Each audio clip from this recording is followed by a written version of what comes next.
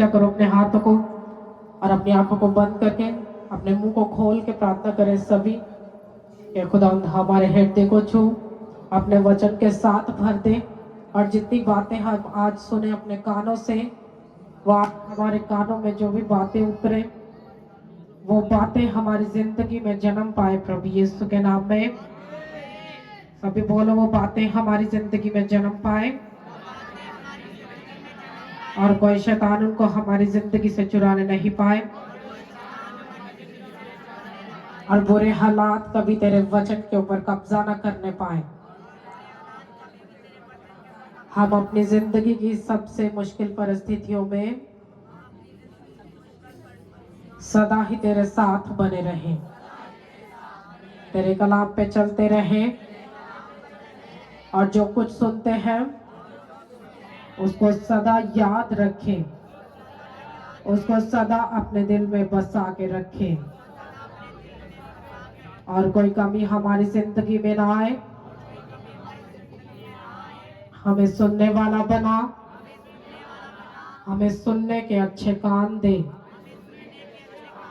जो तेरी बातों को सुने और हमारे दिल में उतरे और हमारे दिल की पट्टियों पर लिखे जाए, उनको हम कभी भूलने ना पाए। सदा तेरे वचन को याद रखें और तेरे वचन के संग बने रहे। शैतान जब जब हमें मारने आए और हम तेरे कलाम से मुकाबला करके उसको हराएं प्रभु यीशु के नाम में। ऊंचा आपका आमीन ऊंचा होना चाहिए।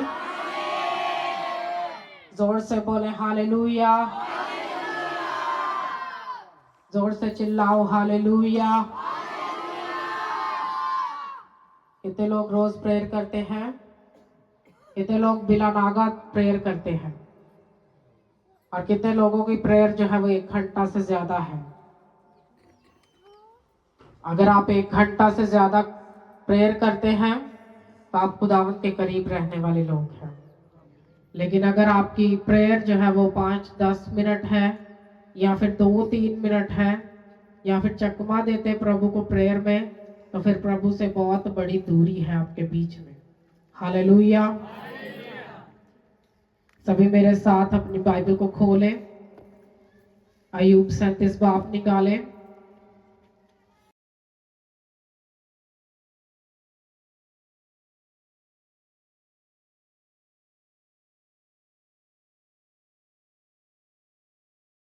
जल्दी से खोलें अपनी बाइबल को, अय्यूब की किताब उसका 37 बाब निकालें। आपने इस वचन को ध्यान से सुनना है।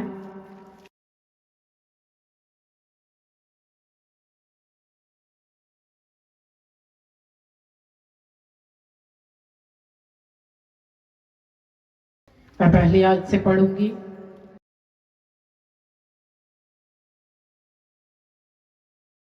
अय्यूब कहता है, इस बात से भी मेरा दिल कांपता है और अपनी जगह से उछल पड़ता है। जरा उसके बोलने की आवाज को सुनो और उस जमजमा को जो उसके मुंह से निकलता है। वो उसे सारे आसमान के नीचे और अपनी बिजली को जमीन के तहा तक भेजता है। उसके बाद रौद की आवाज आती है, वो अपने जलाल की आवाज से गरजता है और जब उसकी आवाज सुनाई देती है तो वो उसे रोकता है। खुदा अजीब तौर पर अपनी आवाज से गरजता है। वो बड़े बड़े काम करता है जिनको हम समझ नहीं सकते, क्योंकि वो बर्फ को फरमाता है कि तू जमीन पर गिर। इसी तरह वो बारिश से और मूसलाधार मींह से कहता है। वो हर आदमी के हाथ पर मोहर कर देता है ताकि सब लोग जिनको उसने बनाया है इस बात को जान लें।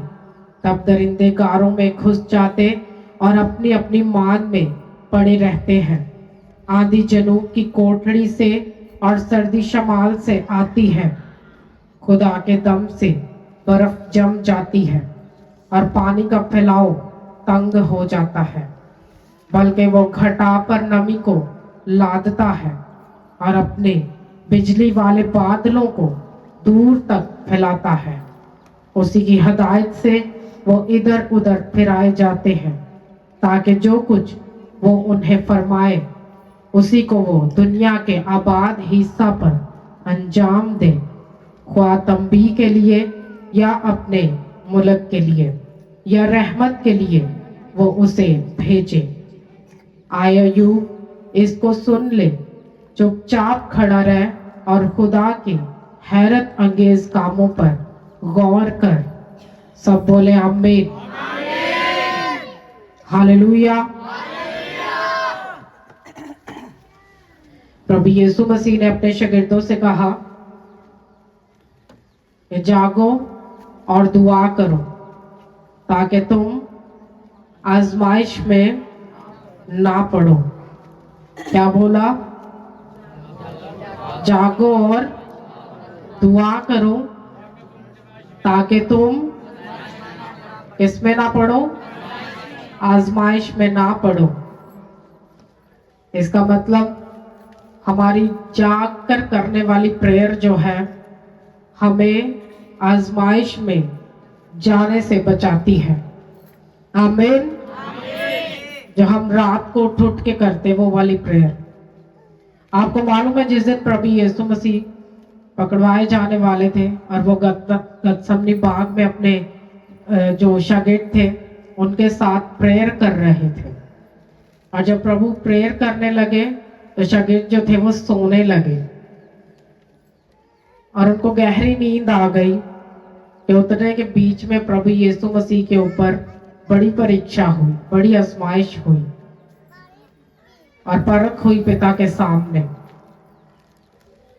जब प्रभु यीशु मसीह ने बात की खुदावंद से कि अगर बाप हो सके तो ये प्याला मुझसे टल जाए, तो भी मेरी नहीं बल्कि तेरी मर्जी पूरी हो, तो बाइबल कहती है कि वहां उस बड़ी आजमाइश के बाद जो दो खुदावन के बड़े महान नबी थे मूसा और एलिया, वो खुदावन के साथ आकर बातें करने लगे और वहां पर एक बड़ा जलाल, एक बड़ी ग्लोरी वहां पर ठहर गई और पूरा माहौल जो था वो बदल गया। एक पूरा ग्लोरियस माहौल हुआ और चमकदार सा माहौल हुआ कि कोई उसको देख नहीं सकता था। जब प्रभु यीशु मसीह की सूरत बदल गई और वो पहाड़ पर उनसे बातें कर रहे थे, तो बीच में क्या हुआ कि शागिर्द जो थे वो सोने लगे और प्रभु यीशु मसीह से बोल रहे कि प्रभु यीशु मसीह अगर तू कहता है तो हम यहाँ पे तुम्हारे लिए डेरे डाल देते, एक तेरे लिए, एक मूसा के लिए और एक एलिया के लिए। हाँ, यानी कि उनको लग रहा था कि अब रात हम यहीं पर रेस्ट कर लेते, सो लेते, क्योंकि तुम्हारी तो प्रेयर जो है वो बातें ये खत्म ही नहीं हो रही।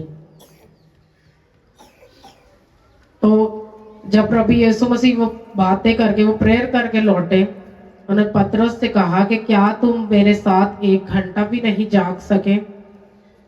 यानी कि वो जो 1 घंटा जाग के करने वाली प्रेयर है वो सिर्फ आपको आजमाइश में जाने से बचाती है। और बहुत सारे लोग जो हैं वो बिना प्रेयर के सदा ही आजमाइशों में पड़े रहते हैं। और जो वचन आपने सुना अयूब की इन गहरी बातों को जो समझ के, जो हमारी जिंदगी में जो बंद ताले हैं उनको भी खोल देती है कि किसको मालूम है कि आंधी किस कोठड़ी में रहती है या बादल कहाँ कहाँ पे सैर करते हैं, और प्रभु जब बोलता तो किस किस तरह की आवाजें निकलती हैं। बाइबल कहती है कि जब प्रभु सांस लेता है तो फिर बर्फ क्या होती है? जम जाती है। जब प्रभु बोलता है तो उसकी आवाज से बिजलियां गरजने, कड़कने लगती हैं और बादल गरजने लगते हैं। आमीन। इसलिए वो कहता जरा सुनो, उसकी आवाज को सुनो, उसका बोलना सुनो कि वो किसके समान है। क्योंकि बाइबल कहती है कि जिस टाइम प्रभु बातें कर रहे थे वहां भी माहौल जो था वो बिजलियों वाला और बड़ी कड़क के समान हो गया, क्योंकि प्रभु का बोलना ही जो है वो बड़ा रोब वाला है। उस जलाल को कोई भी एक पापी आंख नहीं देख सकती और कोई पापी मन उसको बर्दाश्त नहीं कर सकता। इसीलिए जहाँ फेथ की कमी थी, जहाँ लोगों में जो प्रभु के साथ तो चल पड़े थे और अभी फेथ उनका बड़ा नहीं, ईमान में मजबूत नहीं थे, वो तूफान दे के डर जाते थे, हाँ, लंबी प्रेयर दे के सो जाते थे, हाँ, तो प्रभु ने कहा कि क्या तुम 1 घंटा भी नहीं जाग सके? कि अगर तुम जागते तो आज तुम परीक्षा में ना होते, आजमाइश में ना होते। क्योंकि जब तक वो सारा सीन चला तो इतना गुस्सा पतरस के अंदर जो था वो फिर बाहर आया परीक्षा में, कि जहां प्रभु को पकड़ने वाले आए और उन्होंने प्रभु यीशु मसीह से पूछा कि तुम में यीशु कौन है? तो प्रभु यीशु मसीह ने कहा मैं हूं, और वो सभी जो थे वो गिर गए।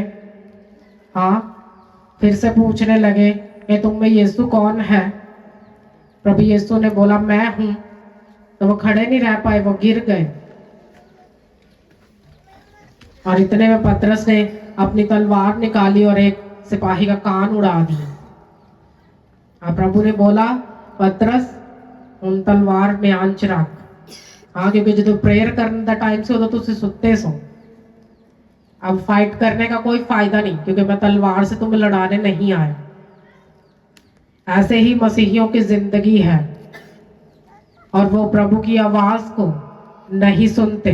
जब वो बोलता है, प्रभु कब बोलता है? प्रभु का धरती पे आने का एक समय है, बाइबल कहती है, और वो इन 24 आवर्स में, 24 घंटों में धरती पे आता ही आता है, जरूर आता है। प्रभु धरती पे आता है, और यही बाइबल अयूब भी आपको बताएगा कि प्रभु का धरती पे आने का कब, कौन सा टाइम है। प्रभु धरती के ऊपर आता है, और जो लोग जिनके कान, बाइबल कहती है वो कान खोलता है। जब कान खुलता है तो आदमी खुदा की आवाज सुनता है, इंसान खुदा की आवाज सुनता है। फिर रात के जिस भी पहर में उसको प्रभु उठाए, वो उठ के प्रार्थना करता है, प्रेयर करता है। वो उठ के प्रेयर करने लगता है कि मुझे प्रभु ने आवाज दी, प्रभु बोला।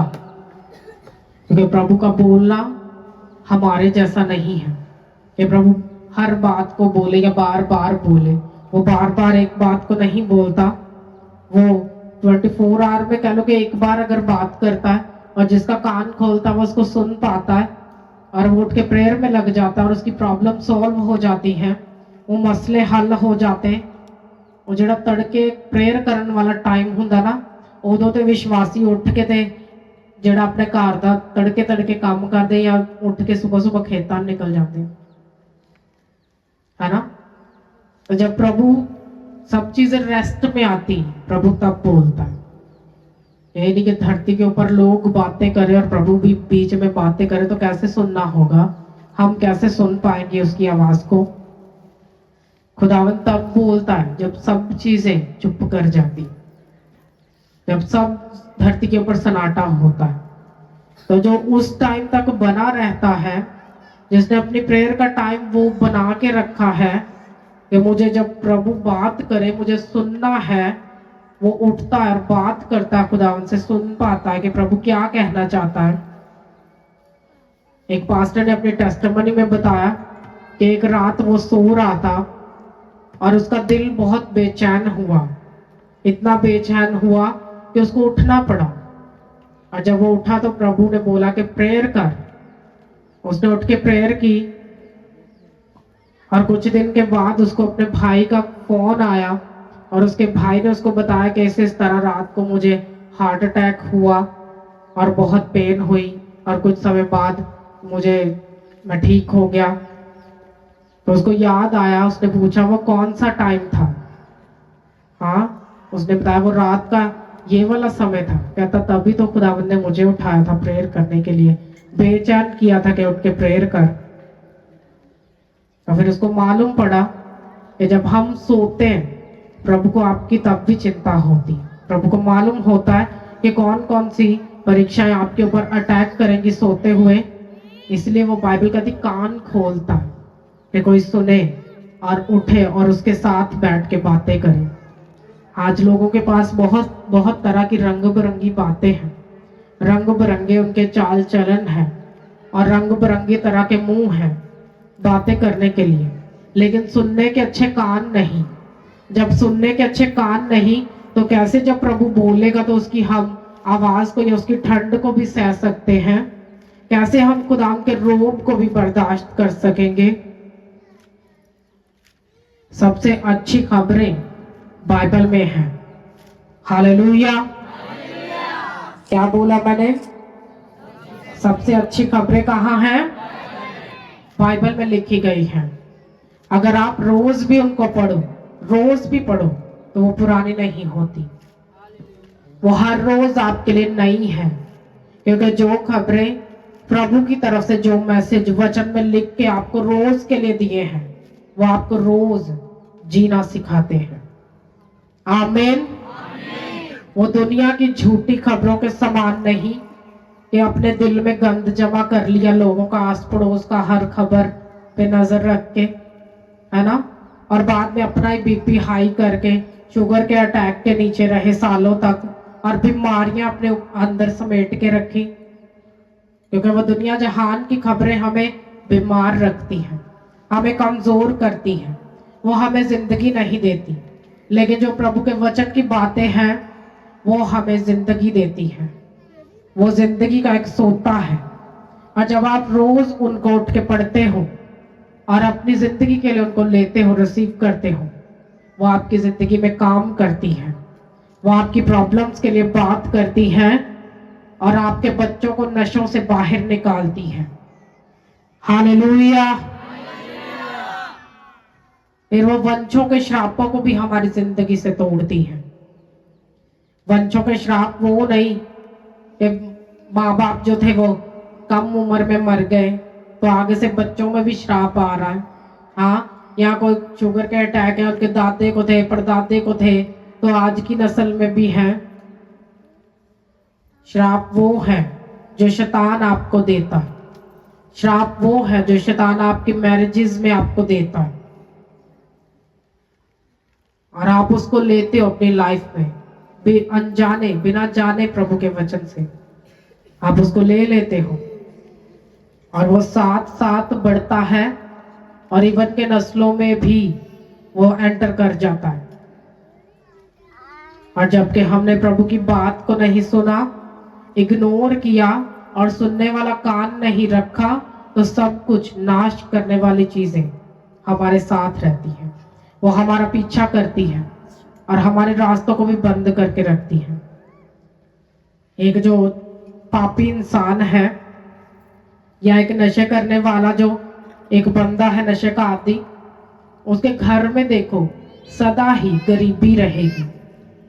वो चाहे कितना भी कमा ले, चाहे कितना भी उनके पास हो, कितना भी बटोर ले, लेकिन हालात कभी अच्छे नहीं होंगे। उनके घरों में सदा ही गरीबी रहती।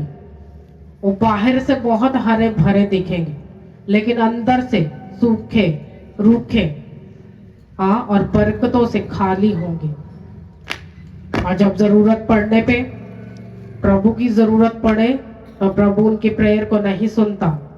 वो आवाज स्वर्ग तक नहीं जाती, क्योंकि जब सुना नहीं प्रभु की बातों को मन लगा के कि प्रभु क्या कहता है कि अपने हृदय को पवित्र करो और अपने अंदर एक पवित्र रूह लो, तो जब वो टाइम था प्रभु की बातों से भरने का, हमने पवित्र बातों को सुनना अच्छा नहीं समझा, तो वो टाइम गुजर गया।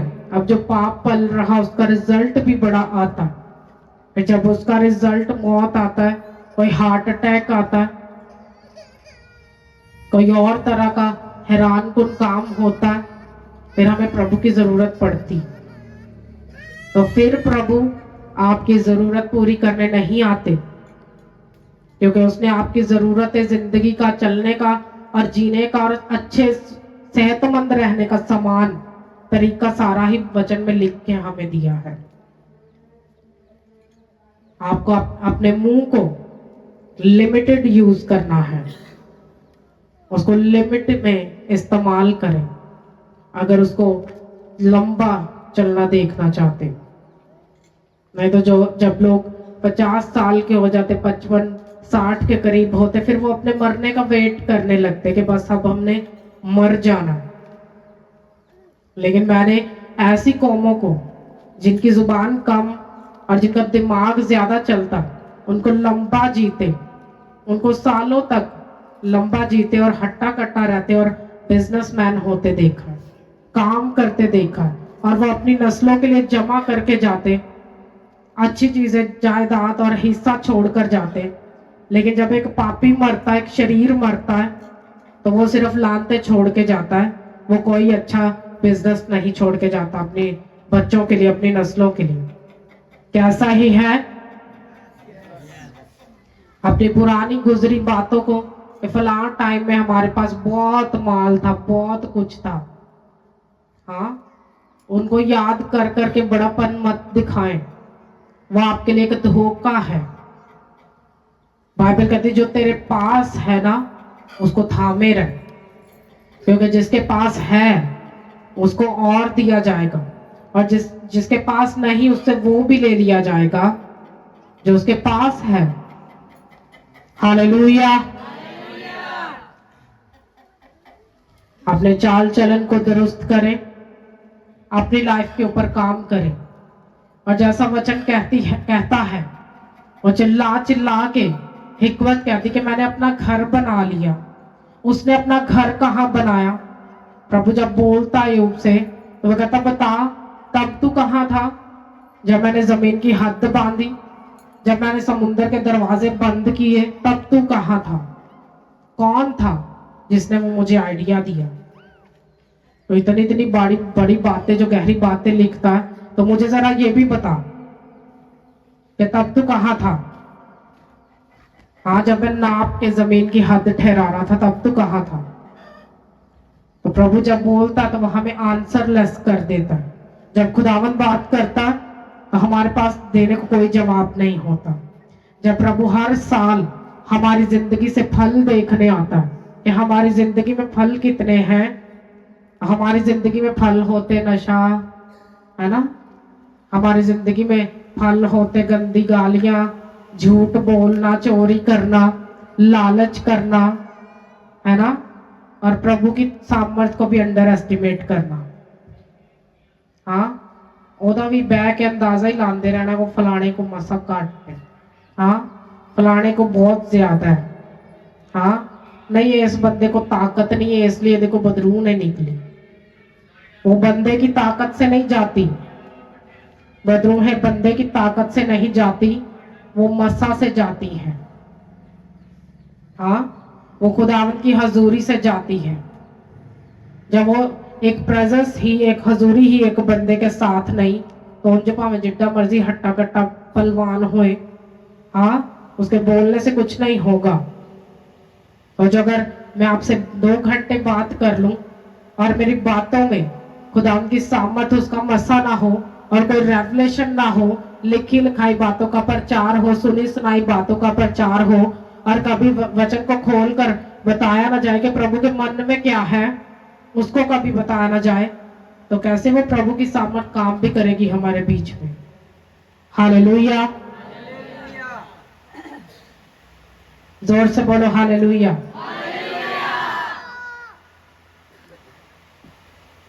ये बात बहुत पढ़ने और सुनने और समझने के लिए वंडर है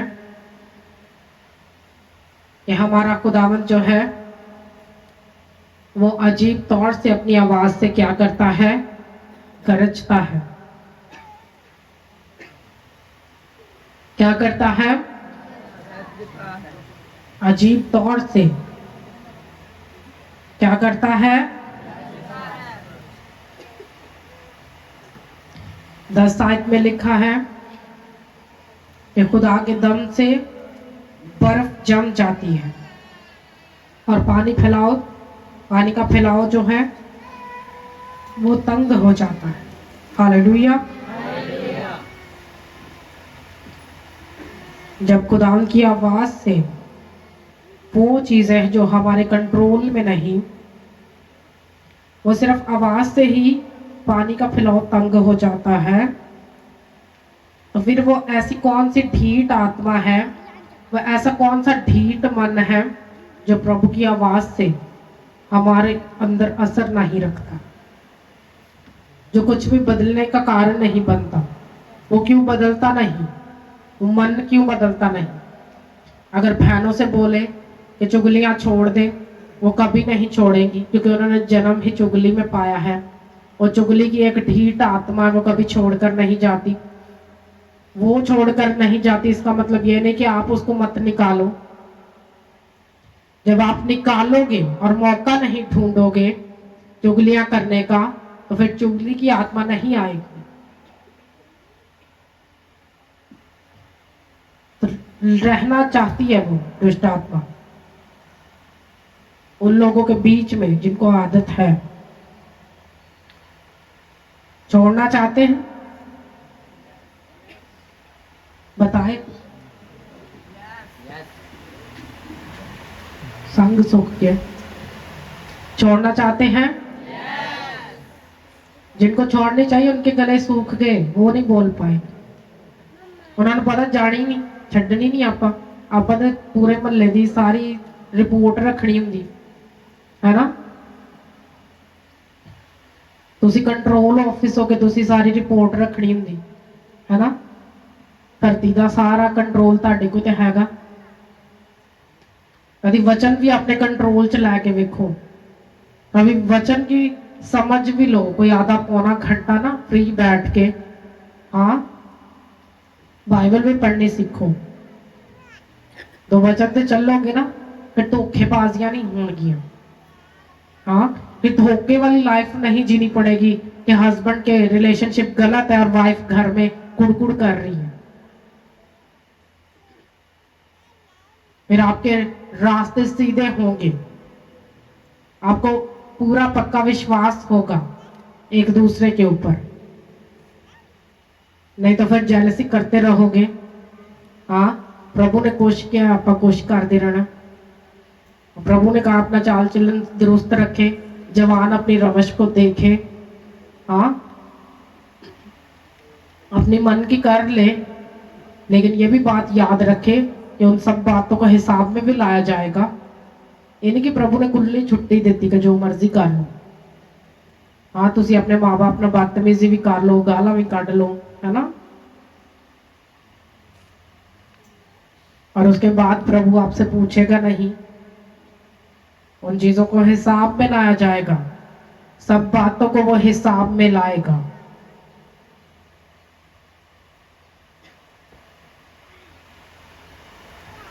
जब वचन प्रभु हमारी जिंदगी में बोलता है, उसका एक कारण होता है कि उसने आने वाले टाइम में अपने लिए तैयार करना होता है हमें।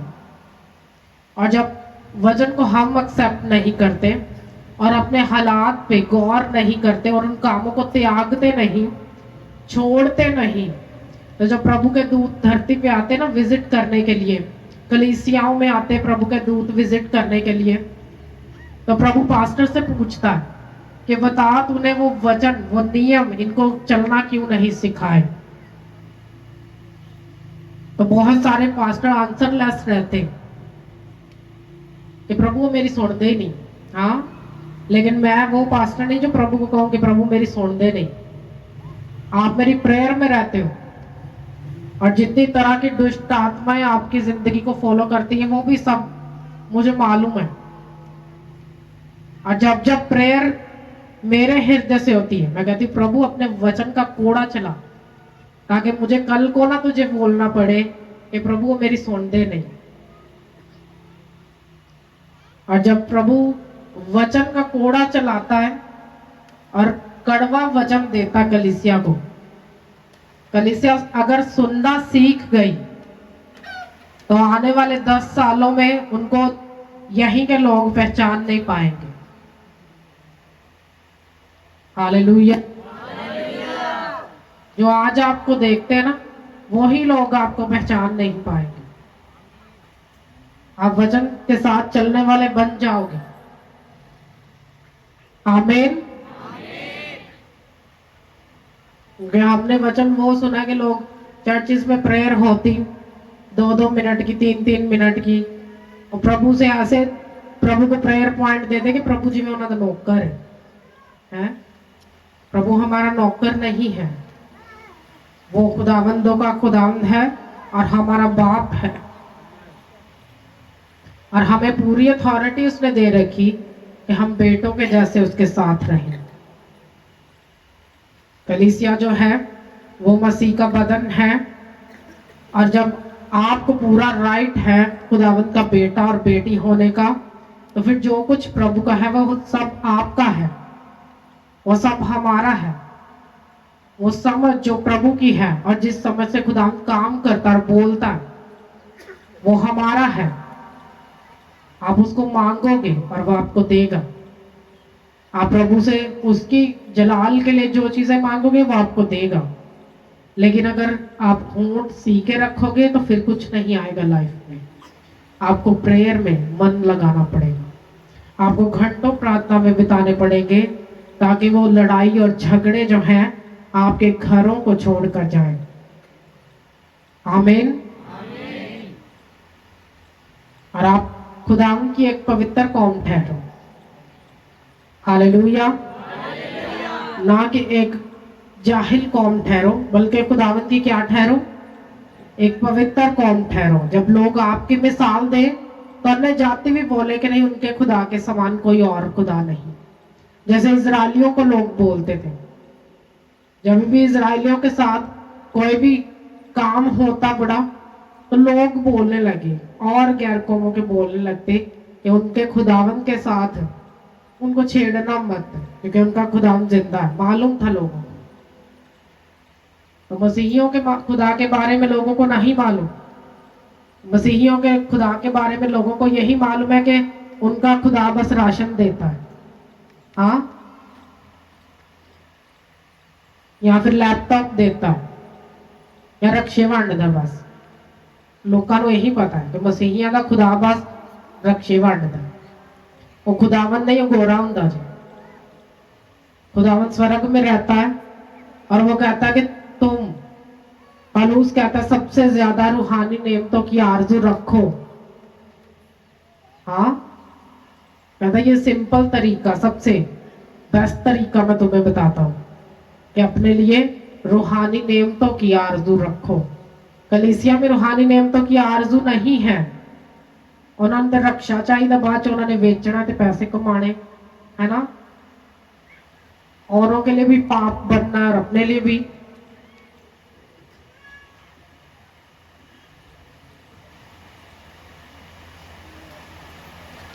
अगर पैसा कमाना चाहते तो पहले पैसे की वैल्यू को समझे।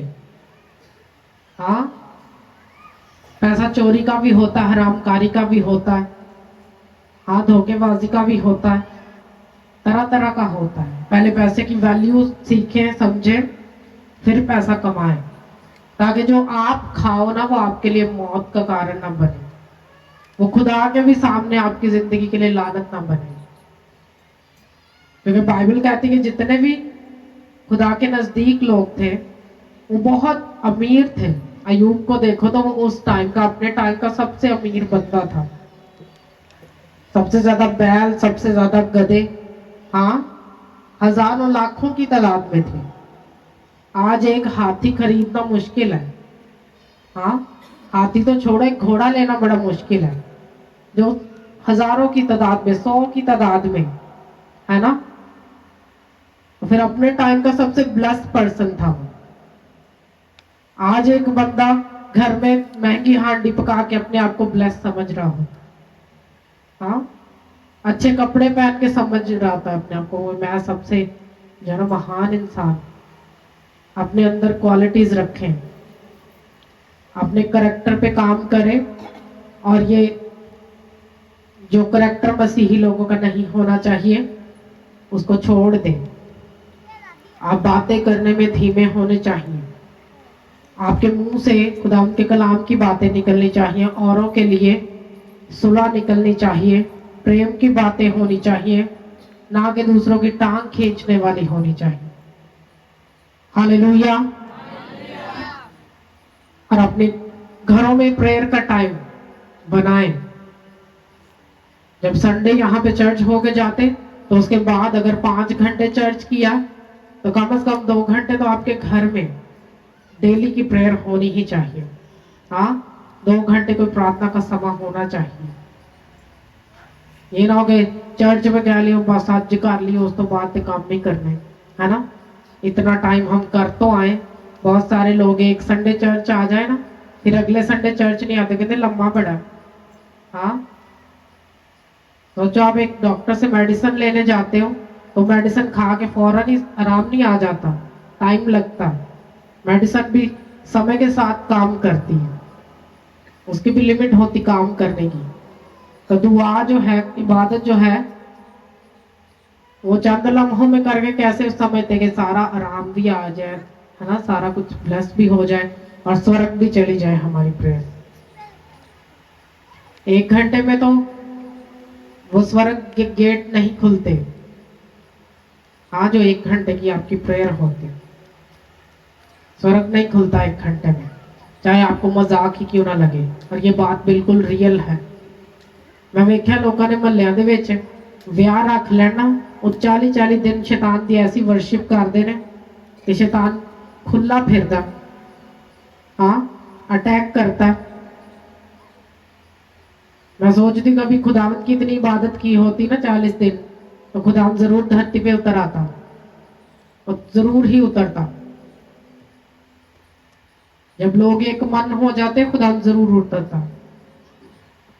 जब लोग सनार में बना रहे थे बुर्ज, तो बाइबल कहती खुदावंद देखने के लिए उतरा था, क्योंकि उनके मन नहीं थे। और जो उन्होंने ठान लिया, प्रभु को मालूम था ये बना लेंगे, पहुंच जाएंगे मेरे तक के पास, तो खुदावंद देखने के लिए उतरा था। और हमें लगता है कि खुदावंद नहीं उतरता, खुदावंद उतरता। जब आप एक मन होते हो वो उतरता, और उतर कर देखता है कि करते क्या है। और इसीलिए प्रभु ने उनकी जुबानों में इख्तलाफ डाल दिए, क्योंकि बोली एक ही थी सबकी। फिर जब खुदावंद उतरता है तो वो चीजों में इख्तलाफ डालता है। लोगों को लगता पता नहीं हो चलिया सी काम, बिल्कुल ब्लेसिंग के नजदीक जाके ब्रेक लग जाती, फिर वो काम होता नहीं।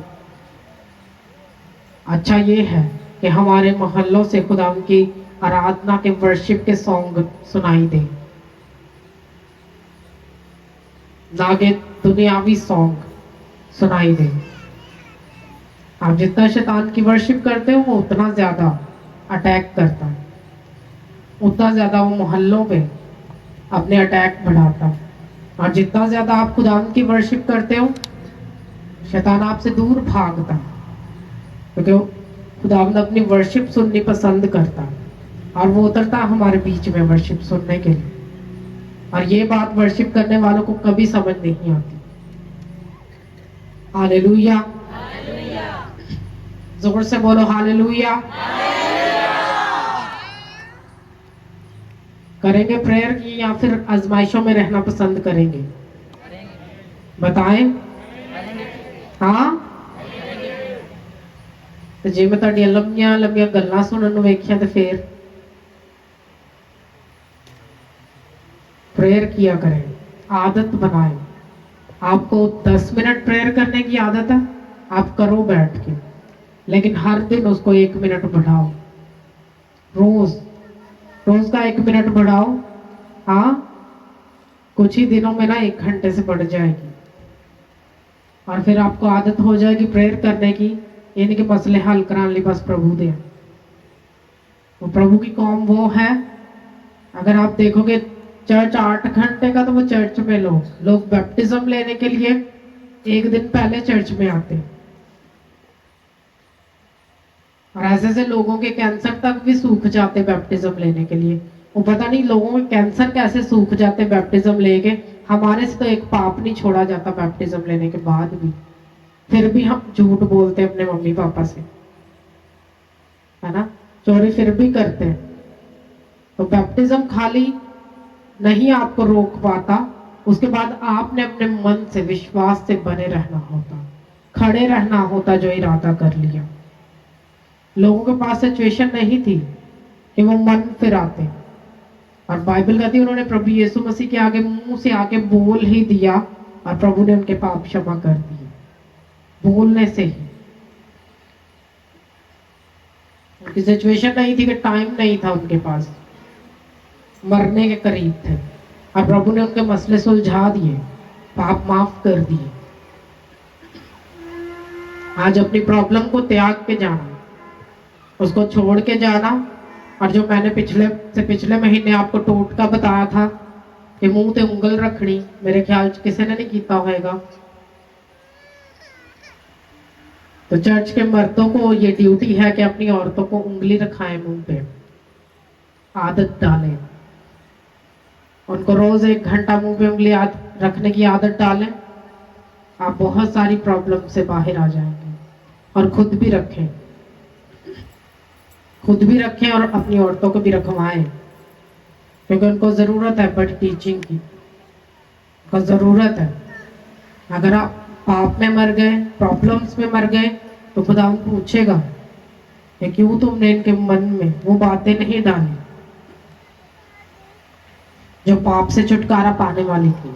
क्यों उनको बताया नहीं समय पे कि तुम्हें मन फिराना है? क्यों उनके मन मेरी ओर नहीं लगाए? आपको अपने मन खुदा की ओर लगाने हैं। तैयार है खुदा की ओर लगाने के लिए? अपने हाथों को उठाओ और अपनी आंखों को बंद करो। सभी अपने मुंह को खोलो और खुदा से बोलो, खुदा मुझे प्रेयर करने का समय दे।